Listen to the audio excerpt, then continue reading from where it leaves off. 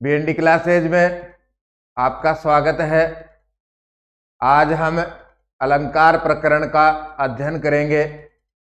इसमें 2009 से 2023 तक के प्रश्न हैं। प्रश्न के साथ में अतिरिक्त उदाहरण भी दिए गए हैं। भविष्य में अलंकार से संबंधित बहुत कम समस्याओं का सामना आपको करना पड़ेगा। इसी को ध्यान में रख करके आज का अपना अध्ययन होगा। आइए प्रारंभ करते हैं अलंकार प्रकरण।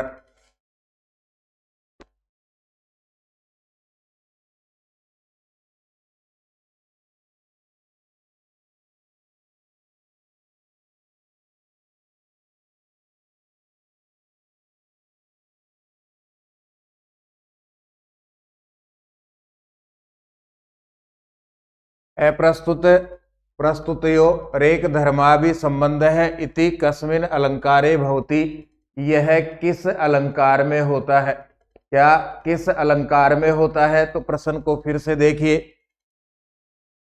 अप्रस्तुत दो शब्द हैं यहां और फिर दूसरा शब्द है प्रस्तुतयो। अप्रस्तुत इसका अर्थ है यहां उपमान और प्रस्तुत इसका अर्थ है उपमेय।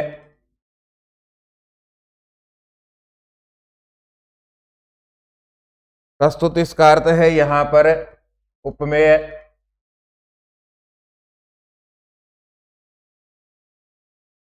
अब हमसे प्रश्न में पूछा गया है अप्रस्तुत और प्रस्तुत का आगे यहां से अलग करेंगे तो एक धर्म अभिसंबंध है। एक धर्म अभिसंबंध किस अलंकार में होता है? प्रस्तुत और अप्रस्तुत का एक धर्म अभिसंबंध किस अलंकार में होता है? या हम कहेंगे उपमेय उपमान का या उपमान उपमेय का एक धर्म अभिसंबंध किस अलंकार में होता है? तो ऐसा दीपक अलंकार में पाया जाता है। दो बार ये प्रश्न पूछा गया है, 2014 और 2023। दीपक अलंकार के लक्षण को हम समझेंगे। अप्रस्तुत प्रस्तुतयोर दीपकंतु निगद्यते। यहां से अलग कीजिए इसको। अप्रस्तुत का अर्थ अभी हमने देखा उपमान है और प्रस्तुत का अर्थ है उपमेय। उपमान उपमेय का दीपकंतु निगद्यते दीपक कहा जाता है। उपमान उपमेय का संबंध कैसा संबंध? एक धर्म अभिसंबंध दीपक कहा जाता है। या फिर दूसरी परिभाषा है यहां अथ कारक मेकम। एक कारक स्यात् हो अनेकासु क्रियासु चेत। अनेक क्रियाओं का क्रियाएं अनेक हो उनका एक ही कर्ता कारक हो तो वहां भी दीपक अलंकार होता है। दोनों की संस्कृत व्याख्या फिर से समझेंगे हम। अप्रस्तुत प्रस्तुतयो। अप्रस्तुत उपमान है, प्रस्तुत उपमेय है। उपमान उपमेय का एक धर्मेण अभिसंबंध है। एक धर्म से अभिसंबंध हो अथवा अनेकासु क्रियासु अनेक क्रियाओं का एकमेव कर्तरी कारकम स्यात् एक ही कर्ता कारक हो सह दीपक अलंकार है। वह दीपक अलंकार होता है। या तो उपमान उपमेय का एक धर्म से अभिसंबंध हो या फिर अनेक क्रियाओं का एक ही कर्ता कारक हो। क्रियाएं बहुत सारी हो लेकिन उनका कारक एक हो, वो भी कर्ता कारक रहना चाहिए तो दीपक अलंकार होता है। कुछ उदाहरणों के माध्यम से हम समझने का प्रयास करेंगे। बलावले पाद धुनापी पूर्वत। यहां से अलग करेंगे तो ये होगा अधुना। दूसरा शब्द होगा इसमें अपि। प्रबाद्यते तेन। यहां से अलग करेंगे तो जगत संसार हो गया। जिगी सुना जीतने की इच्छा रखने वाला। सतीव। यहां से अलग करेंगे तो सती इव। सती सती का अर्थ ही यहां पर पतिव्रता स्त्री के समान ही। इसको अलग करेंगे तो प्रकृति ही च। यहां से अलग कीजिए पुमान सम। फिर होगा अभ्येति। यहां से अलग करेंगे तो भवान तरेसु अपि। अब समझिए इसको, अधुना अपि, अब भी, पूर्ववत, पहले के समान, जगत जिगीषुना, संसार को जीतने की इच्छा रखने वाले, तेन, उस राजा शिशुपाल के द्वारा, बलावले पाते, ताकत के बल पर, भुजाओं के बल पर, प्रभात देते, जगत को पीड़ित किया जा रहा है। अब अर्थ कहीं से भी बदल लो, अन्वय फिक्स हम निकाल नहीं रहे हैं, केवल समझने का प्रयास कर रहे हैं। उस संसार को जीतने की इच्छा रखने वाले राजा शिशुपाल के द्वारा अब भी पहले के समान ही ताकत के बल पर संसार को पीड़ित किया जा रहा है। फिर दो स्थितियां कही गई है। प्रकृति निश्चलः, प्रकृति से स्वभाव से शांत रहने वाले पुरुष, सती इव योषित, सती इव, पतिव्रता स्त्री के समान ही, पतिव्रता स्त्री के समान ही, पुमांसम, पुरुष को, भवांतरेषु अपि, अन्य जन्मों में भी नहीं, अभ्यति, प्राप्त करते हैं। प्रकृति से शांत रहने वाले पुरुष पतिव्रता स्त्री के समान ही दूसरे जन्मों में भी अन्य पुरुष को प्राप्त नहीं करते हैं। तो यहां अब ध्यान दीजिए, प्रकृति निश्चलः, इसकी तुलना की गई है, तो यह यहां उपमेय है।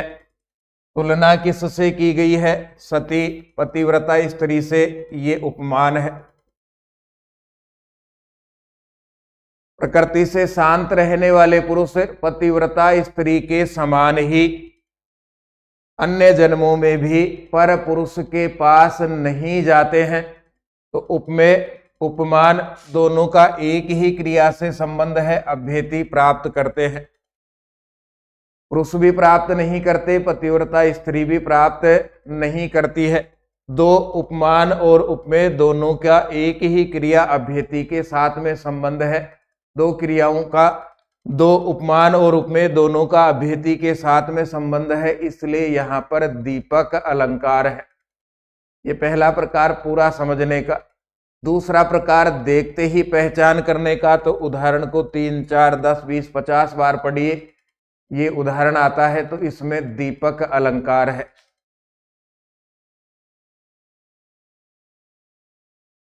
फिर दूसरा उदाहरण है, विनिश्चेतुम शक्यो न सुखमिति वा दुखमिति वा, प्रमोहो निद्रा वा किमु विष विसर्प है किमु मद है, तव स्पर्श स्पर्श मम ही परिमूढ़ेन्द्रिय गण है, विकारस चैतन्यम प्रमयति च सम मीलयति च। मां सीता ने भगवान राम का स्पर्श किया, उस स्थिति का वर्णन करते हुए उत्तर रामचरितम में भवभूति ने लिखा है, विनिश्चेतुम शक्यो, निश्चित नहीं किया जा रहा है, सुखम इतिवा, यह सुख है, अथवा दुखम इतिवा, यह दुख है। आपका यह स्पर्श मेरे लिए सुख दे रहा है अथवा दुख दे रहा है। प्रमोह मूर्छा है, निद्रावा अथवा नींद है, किमु क्या, विष विसर्प है, जहरीले सर्प से उत्पन्न विष है, अथवा मद है, अथवा कोई नशा है। तब स्पर्श स्पर्श तुम्हारे प्रत्येक स्पर्श से मम मेरे, इंद्रिय गण है, इंद्रियों का समूह है, तुम्हारे प्रत्येक स्पर्श से मेरा इंद्रियों का समूह है, इंद्रियों के समूह को परिमूढ़ है, मूढ़ करने वाला, इंद्रियों के समूह को मूर्ख बनाने वाला विकार है, दोष। तुम्हारे प्रत्येक स्पर्श से इंद्रिय गण है, इंद्रियों के समूह को परिमूढ़ है, परिमूढ़ करने वाला, विकार उत्पन्न करने, मूर्ख बनाने वाला विकार है, दोष। चैतन्यम, चेतनता को, प्रमयति, चेतनता को प्रकाशित करता है, चेतनता को अंधकारमय बना देता है, सममील यति चे, और प्रकाशित कर देता है। फिर से समझिए, तुम्हारा प्रत्येक स्पर्श मेरे, यहां से अलग करेंगे, तो परिमूढ़ इंद्रिय गण है। तुम्हारा प्रत्येक स्पर्श मेरे इंद्रिय समूह को, ज्ञानेन्द्रिय, कर्मेंद्रिय, मन, इस इंद्रिय समूह को परिमूढ़ है, मूर्ख बनाने वाला। तुम्हारा प्रत्येक स्पर्श मेरे इंद्रिय समूह को मूर्ख बनाने वाला विकार है। विकार, तुम्हारा प्रत्येक स्पर्श मेरे इंद्रिय गण को, मेरे इंद्रिय समूह को मूर्ख बनाने वाला विकार। चैतन्यम प्रमयति, चैतन्यम चेतनता को, चैतन्यम चेतनता को प्रमयति अंधकारमय बना देता है। सममीलयति च, और कभी प्रकाशित कर देता है। तुम्हारे प्रत्येक स्पर्श से मेरे इंद्रिय समूह की मेरे इंद्रिय समूह में विकार उत्पन्न करने वाला, दोष उत्पन्न करने वाला चेतनता को कभी प्रकाशित कर देता है, कभी अंधकारमय बना देता है। यहां पर हम देखेंगे तो क्रियाएं दो हैं, प्रमयति और सममीलयति। अंधकारमय बना देता है और प्रकाशित कर देता है। क्रियाएं दो हैं और इनका कर्ता एक ही है, विकार है, दोष। क्रिया दो है, कर्ता एक है, विकार है, दोष। चेतनता को, इंद्रिय समूह को मूढ़ करने वाला दोष चेतनता को कभी प्रकाशित कर देता है और कभी उनमें अंधकार उत्पन्न कर देता है। हे सीता, तुम्हारा यह स्पर्श मैं निश्चित नहीं कर पा रहा हूं, सुख देता है अथवा दुख देता है, नींद है अथवा मूर्छा है, जहरीले सर्प से उत्पन्न विष है अथवा मद है। तुम्हारा प्रत्येक स्पर्श इंद्रिय समूह को मूर्ख बनाने वाला दोष, कभी तुम्हारे प्रत्येक स्पर्श से इंद्रिय समूह को मूर्ख बनाने वाला विकार, कभी चेतनता को, मेरे अंदर चेतनता को प्रकाशित कर देता है। कभी मैं चैतन्य अवस्था में आ जाता हूं, फिर दूसरी स्थिति कही गई है प्रमयति च, और कभी अंधकारमय बना देता है, कभी मेरी चेतनता समाप्त हो जाती है। यहाँ पर कर्ता एक है, विकार है, दोष क्या करता है, कभी तो अंधकारमय कर देता है भगवान राम को, चेतनता समाप्त करता है कभी उनकी, और कभी उनकी चेतनता को प्राप्त करा देता है, कभी उनमें चेतनता आ जाती है। कर्ता एक, क्रिया दो, दीपक अलंकार है। फिर आगे कहा है, श्रोतम श्रुते नैव नैतु कुंडलेन, कान सुनने से ही शोभा को प्राप्त करते हैं। किसको सुनने से? वेद शास्त्र आदि या अच्छी बातों को सुनने से। शाम के समय में जो चुगली की जाती है उसको सुनने से नहीं। दाने न पाणीर न तू कंकणे न, दान देने से हाथ सुंदरता को प्राप्त करते हैं, अकेला आभूषण पहनने से नहीं। विवाती का यह करुणा प्रणाम, दया से युक्त लोगों का शरीर सुंदरता को प्राप्त करता है। परोपकार ही, परोपकार के द्वारा, न तू चंदने न, अकेला चंदन लगाने से नहीं। ये भी दीपक अलंकार है, सीधा और सरल उदाहरण है। व्यतिरेकालंकार से लक्षणम, व्यतिरेक अलंकार का लक्षण है। व्यतिरेक, इसका शाब्दिक अर्थ होता है अधिकता, ज्यादा बताना, यह लक्षण है। व्यतिरेका अलंकार से लक्षणम, व्यतिरेका अलंकार का लक्षण है। 2010 में पूछा गया है प्रश्न, पहले लक्षण को पढ़ लेते हैं। महर्षि मम्मट के अनुसार लक्षण दिया गया है, उपमानाद, उपमानाद यद अन्य से, उपमानाद, ये उपमानाद हो गया, यद दो टुकड़े कर दिए इसके, यद अन्य से, उपमेय से। इसमें अन्य से इस शब्द का अर्थ है उपमेय से, यह भी ध्यान रखना है हमें। कहीं भी ऐसा आता है शब्द का अर्थ पूछा जाता है तो अन्य से, उपमेय से। उपमान से, जो उपमेय से उपमेय की व्यतिरेक है, आधिक्यम भवति, अधिकता होती है। उपमान से जो उपमेय की आधिक्यम भवति, अधिकता होती है। स एव सह व्यतिरेका अलंकार है, वही व्यतिरेक अलंकार होता है। उपमान से उपमेय की अधिकता का वर्णन जिस अलंकार में किया जाता है उसी को व्यतिरेक अलंकार कहते हैं। व्यतिरेक का शाब्दिक अर्थ ही अधिकता होता है, ये लिखा हुआ यहाँ। व्यतिरेक है आधिक्यम, व्यतिरेक है, इसका शाब्दिक अर्थ ही अधिकता होता है। कुछ शब्दों के अर्थ हैं। व्यतिरेक है, यहाँ लिखा हुआ है आधिक्यम, अन्य से, उपमेय से। ऐसा अलंकार जहां उपमान की तुलना में उपमेय की बढ़ाई ज्यादा की जाए, उपमेय के लिए ज्यादा कहा जाए, उपमेय की अधिकता का वर्णन किया जाए, उपमेय को उपमान से ज्यादा बड़ा दिखाया जाए, वहां व्यतिरेक अलंकार होता है। देखिए, उपमानाद उपमेय से व्यतिरेक है, उपमान से उपमेय का व्यतिरेक है अधिकता। व्यतिरेक अलंकार का संक्षिप्त लक्षण क्या है? उपमान से उपमेय की अधिकता का वर्णन।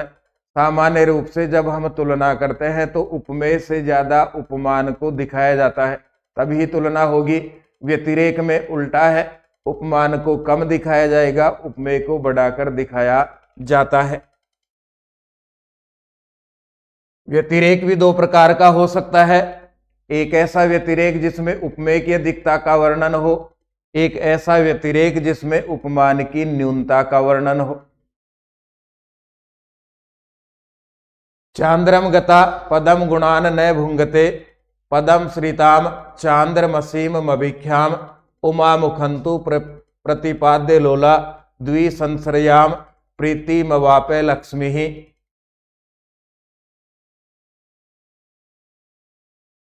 चांद्रम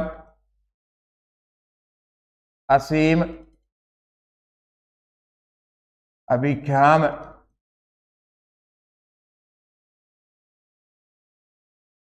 और यहां से अलग करेंगे तो प्रीतिम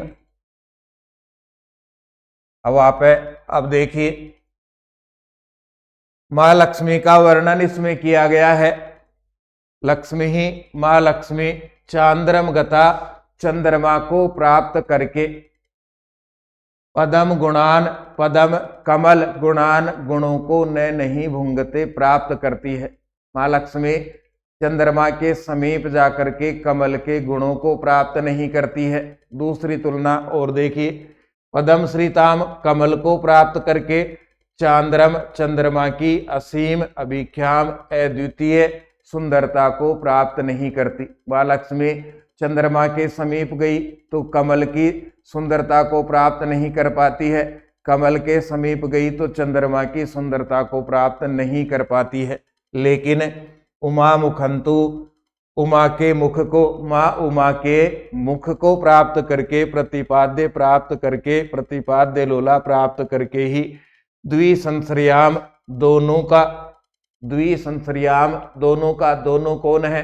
चंद्रमा और कमल दोनों की प्रीतिम प्रसन्नता को, प्रीतिम सुंदरता को अवापय प्राप्त कर लेती है। मां लक्ष्मी चांद्रम गता, चंद्रमा के समीप जाकर के, पदम गुणान न भुंगते, कमल के गुणों को नहीं प्राप्त कर पाती है। जबकि पदम श्रिताम कमल के पास जाकर के, चांद्रम असीम अभिख्याम चंद्रमा की अद्वितीय सुंदरता को प्राप्त नहीं कर पाती है। लेकिन उमा मुखंतु प्रतिपाद्य लोला, मां उमा के मुख को प्राप्त करके, मां लक्ष्मी जब उमा मुख को प्राप्त कर लेती है, उमा रूप धारण कर लेती है, उस समय चंद्रमा द्विसंश्रयाम दोनों का सहारा लेकर, प्रीतिम द्विसंश्रयाम प्रीतिम दोनों का सहारा लेकर के सुंदरता को, दोनों कौन? कमल और चंद्रमा दोनों की सुंदरता को अवापय प्राप्त कर लेती है। यहां पर पदम, यहां पर पदम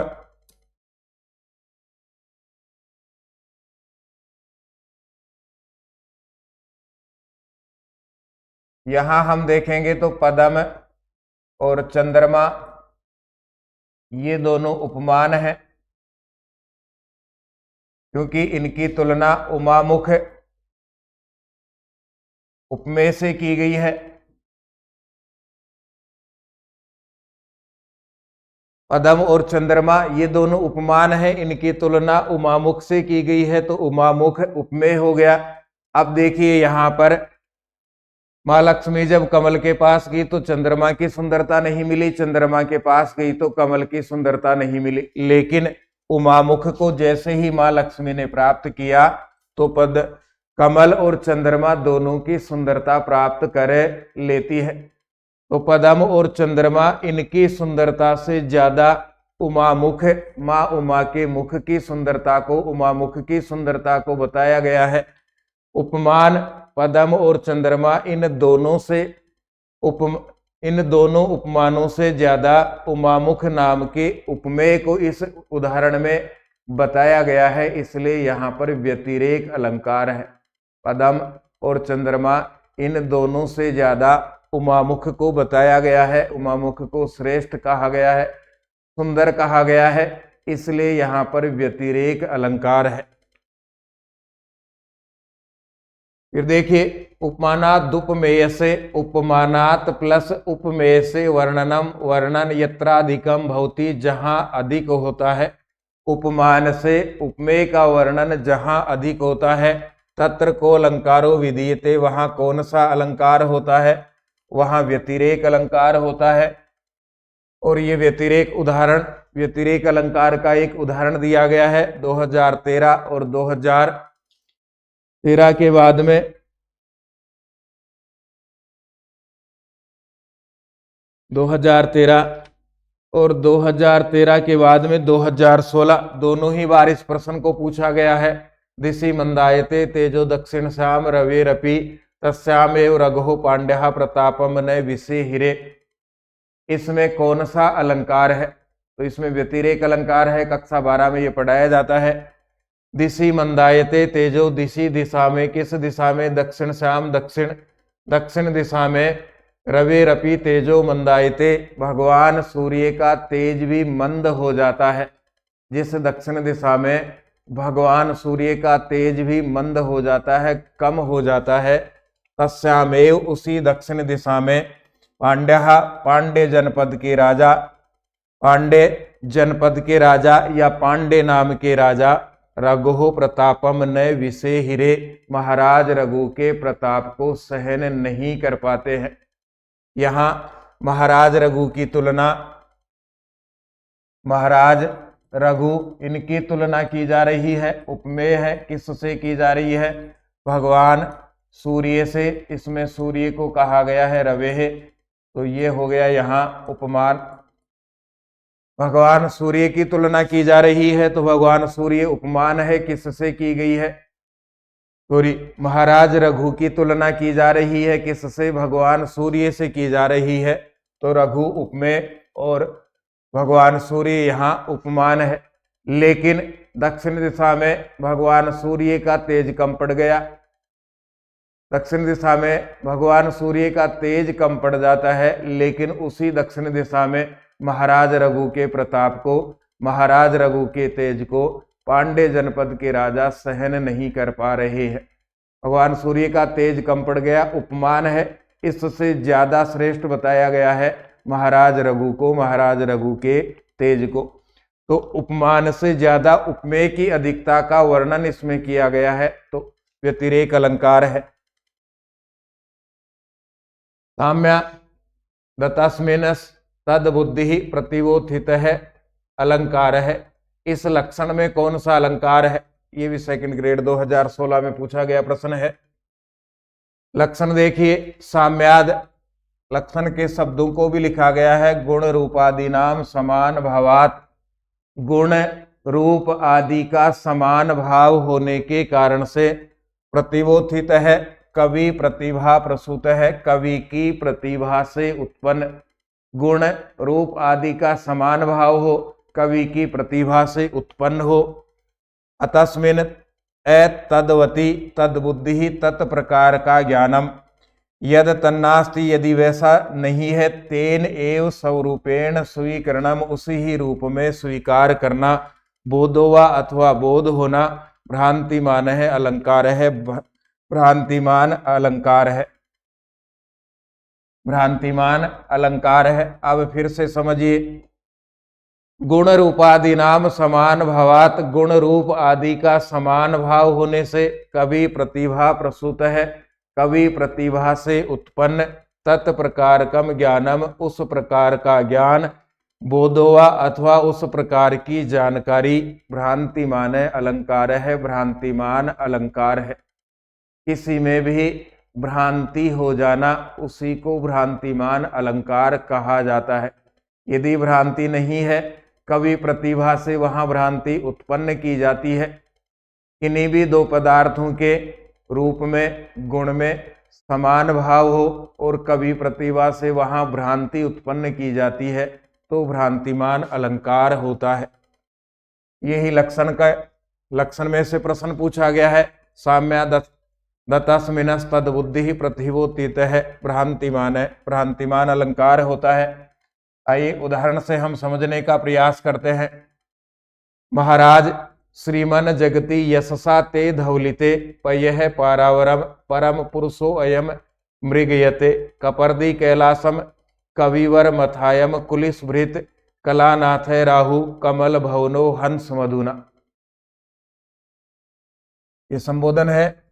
हे महाराज या हे श्रीमन हे श्रीमन महाराज या हे श्रीमन महाराज, हे राजा भोज, ते यशसा तुम्हारे यश के द्वारा, जगती धौलिते संसार सफेद हो जाने के कारण, संसार धौलित हो जाने के कारण, श्वेत हो जाने के कारण, राजा भोज का संसार में इतना यश फैला कि संसार ही सफेद हो गया, श्वेत हो गया, धौलित हो गया।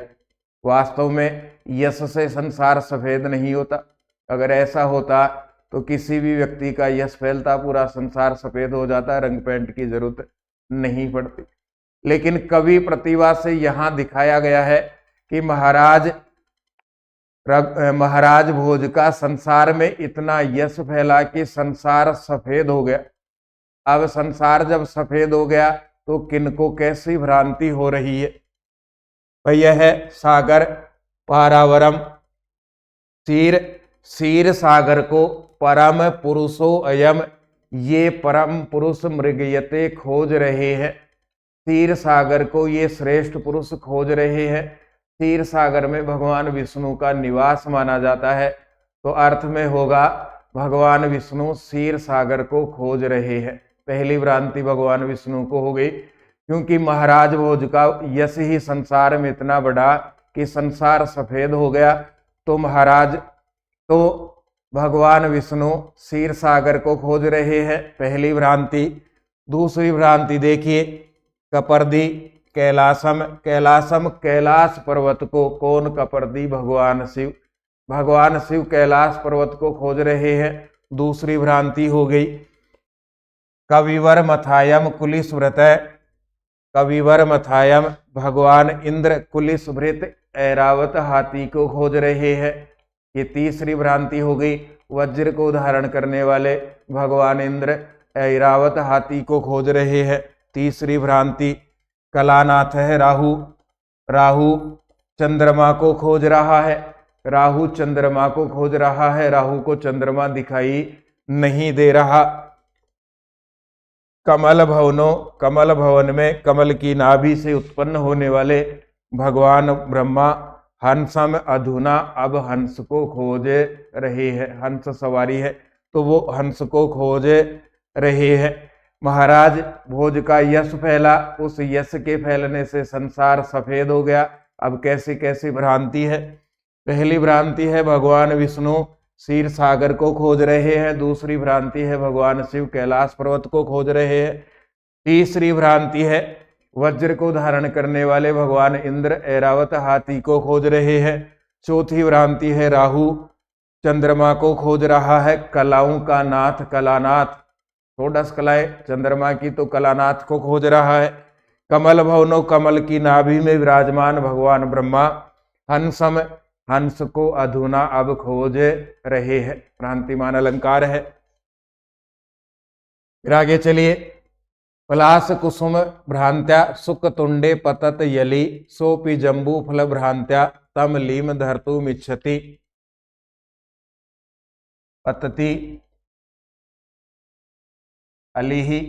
फिर आगे चलेंगे तो तम, अलीम, फिर धरतूम, इच्छति। ये सीधा और सरल उदाहरण है, बार बार हमें पढ़ाया भी जाता है, केवल समझना है, याद भी है हमें। अली ही भरमर, पलास कुसुम भ्रांत्या, पलास के कुसुम पुष्प की फूल की भ्रांत्या भ्रांति से। तुक तुंडे, तोते की चोंच पर पतती गिरता है। अली ने तोते की चोंच को, भरमर ने तोते की चोंच को पलास का फूल समझा और उस पलास के फूल को समझ करके उसके ऊपर बैठ गया, उसके ऊपर गिर गया। ये पहली भ्रांति है। अब तोते ने क्या सोचा? तोते ने सोचा सोपी, वह भी, वह सुख भी, वह तोता भी, जम्बू फल भ्रांत्या, जम्बू फल की भ्रांति से, जामुन के फल की भ्रांति से उस भरमर को जामुन का फल समझ करके तम अलीम, उस अली को धरतूम इच्छति, पकड़ना चाहता है। पहली भ्रांति भरमर को हुई, तोते की चोंच को उसने पलास का पुष्प समझा और उसके ऊपर बैठ गया। अब जब तोते की चोंच के ऊपर बैठा तो तोते ने सोचा कि यह कोई जामुन का फल गिर रहा है, इसलिए उस अली को, उस भरमर को तोता पकड़ना चाहता है। ये भी भ्रांतिमान अलंकार है। अयम प्रमत्तय मधुपस तवन मुखम वेदय पंकजम, प्रस्तुतोदाहरणे को अलंकार है। संस्कृत एजुकेशन की सेकंड ग्रेड भर्ती 2023 में पूछा गया प्रश्न है। देखिए, अयम यह प्रमत्त है, मदमस्त मधुप है, मधुप है, स का विसर्ग होगा। तवन मुखम तुम्हारे मुख को, वेदय जान करके, पंकजम पंकज को, पंकजम पंकज को। अयम प्रमत्त है, मधुप है, यह मदमस्त मधुप है भरमर, तवन मुखम तुम्हारे मुख को, वेदय जान रहा है, पंकजम कमल, मुख में कमल की भ्रांति हो रही है। यह भरमर मदमस्त है जो तुम्हारे मुख को ही कमल जान रहा है। मुख में कमल की भ्रांति हो गई तो भ्रांतिमान अलंकार है। कस्यालंकार से लक्षणे प्रामुख्येन स्थाणुर व पुरुषो व इति भाव विद्यते। ये भाव होता है संदेह में। अब संदेह क्या है? संदेह प्रकृते अन्य से संशय प्रतिभूतित है। देखिए, संदेह अलंकार होता है प्रकृते उपमेय में। प्रकृते इसका अर्थ है उपमेय, अन्य से फिर से आ गया शब्द उपमान से। उपमेय में उपमान का प्रतिभूतित है, कवि प्रतिभया समुत्पादित है। कवि प्रतिभा से उत्पन्न संशय है, संदेह प्रतीयते। उपमेय में उपमान का कवि प्रतिभा से उत्पन्न संदेह प्रतीत होता है। उपमेय उपमान जैसा लगता है तो वहां पर संदेह अलंकार है, संदेह अलंकार होता है। उपमेय में उपमान का कवि प्रतिभा से उत्पन्न संदेह प्रतीत होता है। उपमेय यह लगता है कि यह उपमेय नहीं होकर के उपमान है। यदि ऐसा प्रतीत होता है तो वहां पर संदेह अलंकार होता है। किसी में संशय हो जाना, किसी में संदेह हो जाना। अब किस में किसका संदेह या संशय होगा? तो उपमेय में उपमान का संशय हो जाना, संदेह हो जाना, उसी को संदेह अलंकार कहते हैं। संदेह से याद रखना है संदेह किसका। जैसे लगे कि उपमेय, उपमेय ही उपमान है। उपमेय में उपमान का संदेह हो जाना वही संदेह अलंकार है। अब देखिए, इससे संबंधित लक्षण आचार्य वामन का है। उपमानोपमेय संशय है संदेह। उपमान का उपमेय में संदेह हो जाना ही संदेह अलंकार है। तीन प्रकार है, शुद्ध संदेह, निश्चय गर्भ संदेह और निश्चयांत संदेह। ये भाग है। उदाहरणम इदम कर्णोत्पलम चक्षुः, कर्ण उत्पलम, इदम, ये रे का विसर्ग यहां हो जाएगा। इदम वा इति विलासिनी, न निश्चित न निश्चिनोति हृदयम किंतु दोलायते मनः। प्रेमी ने प्रेमिका को देख करके कहा, इदम यह कर्ण उत्पलम चक्षु, कान तक फैला हुआ उत्पलम नील कमल है। यह कान तक जाता हुआ, कान तक फैला हुआ उत्पलम नील कमल है, अथवा चक्षु नेत्र है। न वेति विलासिनी, नहीं जान रहा हूं हे विलासिनी। न निश्चिनोति हृदय, हृदय निश्चित नहीं कर पा रहा है। तुम्हारे नेत्र को देख करके मेरा मन निश्चित नहीं कर पा रहा है कि ये नेत्र है अथवा कान तक जाता हुआ नीला कमल है। किंतु दोलायते मन है, मेरा मन दोलायमान है, मेरा मन उथल पुथल हो रहा है। संदेह है, नेत्र में नील कमल का संदेह है। यह तुम्हारा नेत्र है अथवा कान तक जाता हुआ नीला कमल है। यह निश्चय नहीं हो पा रहा है, लेकिन मेरा मन उत्तेजित है, मेरा मन उथल पुथल हो रहा है। तो नेत्र में, चक्षु में नीले कमल का संदेह है, संदेह अलंकार है। स्थाणुर्वा पुरुषो वा इति, ये दूसरा उदाहरण है, इसी का प्रश्न पूछा गया था। फिर देखिए, एक राजा बहुत तेज गति से, तीव्र गति से रणभूमि में युद्ध कर रहा है। उसके लिए कैसा कैसा संदेह उत्पन्न हो रहा है। अयम, यह मारतंड है, भगवान सूर्य किम, क्या ये भगवान सूर्य है क्या?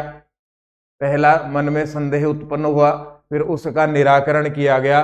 स खलु, वे तो खलु निश्चित ही, तुर्गई घोड़ों के द्वारा, कितने? सप्तभीहि इतः, 7 घोड़ों पे सवार रहते हैं। वे तो 7 घोड़ों पे सवार रहते हैं।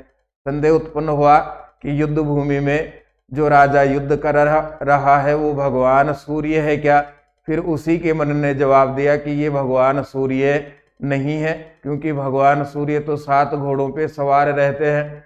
फिर आगे कहा, कृसानु किम, कृसानु का अर्थ है अग्नि, पावक है अग्नि किम, तो फिर क्या ये अग्नि है? तो फिर आगे कहा, सर्वहा, सभी, दिशो दिशा में, प्रसरती फैलती है। अग्नि सब दिशाओं में नहीं फैलती है। नियतम, निश्चित ही, निश्चित रूप से अग्नि तो सब दिशाओं में नहीं फैलती है। अग्नि तो ऊपर ही ऊपर जाती है, लेकिन ये राजा तो सब दिशाओं में घूम करके युद्ध कर रहा है, इसलिए ये राजा अग्नि भी नहीं है। फिर आगे कहा, कृतांत है, कृत अंत है, अंत करने वाला, किम, क्या ये अंत करने वाला है क्या? संसार में अंत करने वाला भगवान यम है, वही अंत करता है अपना सबका। तो ये यमराज है क्या? जो युद्ध कर रहा है ये यमराज है क्या? तो फिर कहा, साक्षान महिष वहनो असौ इति पुनः, असौ ये तो साक्षात प्रत्यक्ष महिष वहनो, भैंसे पे सवार रहते हैं। यमराज यदि होते तो भैंसे पे सवार रहते, ये तो घोड़े पर सवार हैं, तो यमराज भी नहीं है।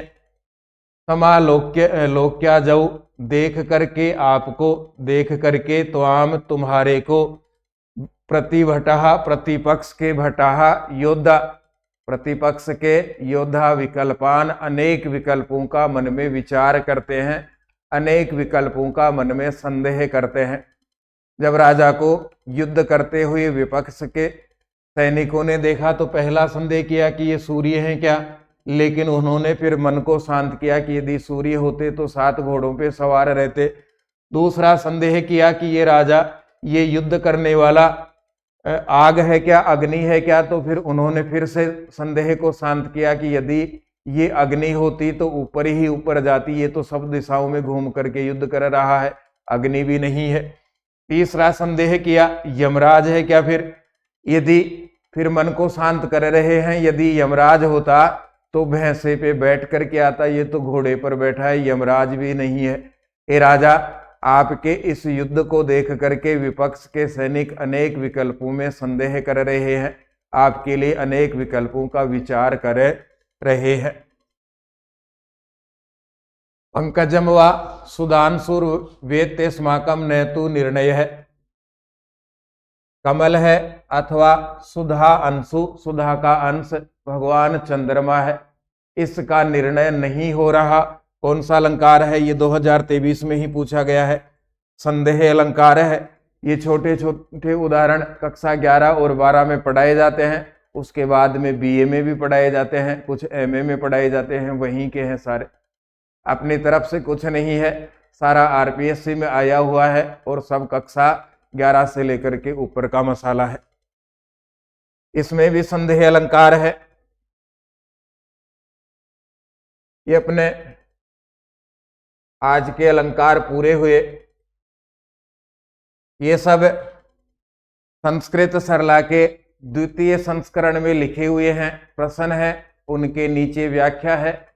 यदि आप कहीं भी नहीं पढ़ते हो और केवल इस बुक का भी रिवाइज करते हो तो ये आपके लिए बहुत मददगार सिद्ध होगी, क्योंकि पहला संस्करण आने के बाद में द्वितीय श्रेणी भर्ती परीक्षा 2022 आई, उसमें 150 में से 107 प्रश्न मिले।